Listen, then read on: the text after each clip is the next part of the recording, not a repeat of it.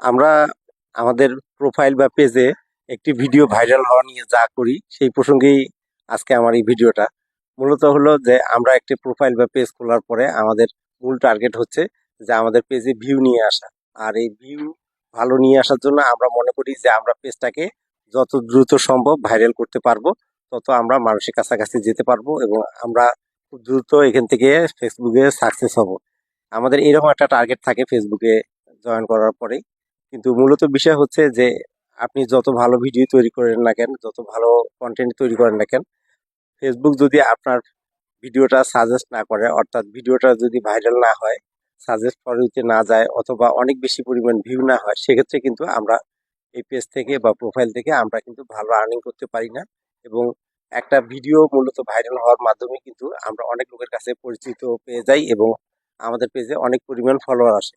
আর এই কাজগুলো করার জন্য আমাদেরকে যেটা সবচেয়ে বেশি গুরুত্বপূর্ণভাবে কাজ করতে হয়, সেটা হলো যে রেগুলার ভিডিও দিয়ে যাওয়া এবং মানুষের কাছে পরিচিত হওয়া যাওয়া। তা আমাদের একমাত্র লক্ষ্য উদ্দেশ্য থাকে যে আমরা একটা কোনো ভিডিও ভাইরাল করব এবং অনেক লোকের কাছে পরিচিত হয়ে যাব।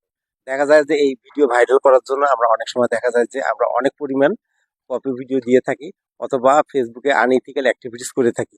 যার কারণে ফেসবুক আমাদেরকে আনইউজুয়াল অ্যাক্টিভিটিসের কারণে পরবর্তীকালে পেজে ইস্যু এনে দেয় এবং আমরা ওই পরবর্তীকালে ওই ভিডিওগুলো মুছে দিতে হয়।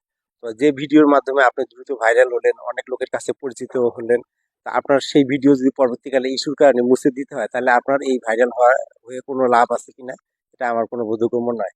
সুতরাং একটা পেজ বা প্রোফাইল খোলার পরে ভিডিও ভাইরাল হওয়ার চাইতে বেশি গুরুত্বপূর্ণ হচ্ছে যে আনইউজুয়াল অ্যাক্টিভিটিস না করে সঠিক নিয়মে ফেসবুকের গাইডলাইন মেনে ভিডিও দিয়ে যাওয়া।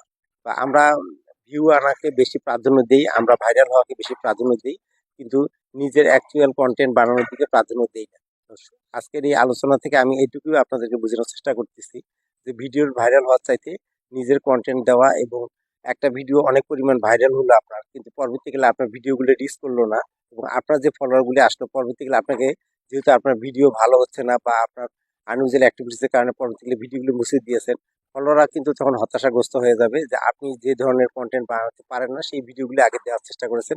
পরবর্তীকালে আপনি অ্যাকচুয়াল ভিডিও দেওয়ার পরে তারা আর ওই আপনার পেজে অবস্থান করতেছে না, অর্থাৎ আপনার ভিডিও দেখতেছে না। এজন্য আপনার ভিডিওগুলি সবসময় অরিজিনাল কন্টেন্ট হতে হবে এবং যে ভিডিও থেকে আপনি অর্গানিক ভিউ পাবেন সেই ভিডিও থেকে কিন্তু আপনি আর্নিং করতে পারবেন এবং ফেসবুকে আপনাকে কোনো মনিটাইজেশন ইস্যু দিবে না। সুতরাং ভাইরাল হওয়ার চাইতে নিজের কন্টেন্ট দেওয়া এবং ভিডিও কোয়ালিটি ভালো হওয়া এটা অনেক বেশি জরুরি। তো আজকের এই বিষয় থেকে আপনাদেরকে একটু বোঝানোর চেষ্টা করলাম যে ভিডিও ভাইরাল নয়, ভিডিওকে কোয়ালিটিপূর্ণ এবং আনইউজুয়াল অ্যাক্টিভিটিস না করে ফেসবুকে স্থায়ীভাবে কাজ করার মাধ্যমে নিজের অবস্থান করুন।